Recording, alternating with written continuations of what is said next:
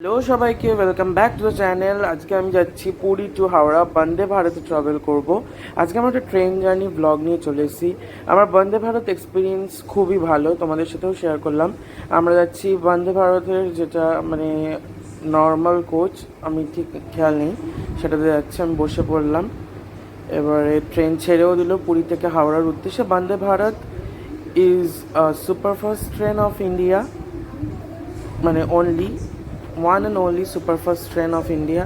বন্দে ভারতের গতিতে এগিয়ে চলেছে খুবই স্পিডে, কোনো জার্নি কোনো জার্কিং ফিলই হলো না। আর বন্দে ভারত আমাদের যা টাইম ছিল 8:30-তে পৌঁছাবার, 8:30তেই পৌঁছেছিল, কিন্তু 2 কিলোমিটার দূরে উনি আটকে গেলেন, 15 মিনিট লেটে ঢুকালেন। তাও ডাজন্ট ম্যাটার, আমরা টাইমে পৌঁছে গেছি। খাবারও দিয়ে দিচ্ছে, জিরা রাইস, চিকেন, ডাল, দই, তারপর আইসক্রিম, একটা ভাজা ছিল, পরোটা ছিল, মানে খাবারগুলো খুবই ভালো।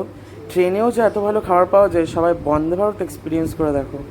তারপরে এদিক ওদিক দেখতে দেখতে, সুন্দর সুন্দর দৃশ্য দেখতে দেখতে, এটা একটা পুরী থেকে আসার পথে পড়ছিলাম, আমি জায়গার নাম জানি না, খুব সুন্দর লাগলো বলে ক্যাপচার করে রাখলাম যাতে তোমাদের সাথে শেয়ার করতে পারি, তাই দেখিয়েও দিলাম জায়গাটাকে। মানে এতটাই কাজটা ক্লিয়ার ছিল তো তোমাদের দেখালাম। আবার একটা জায়গা দেখাচ্ছি, এ দেখো ওরকম একটা সুন্দর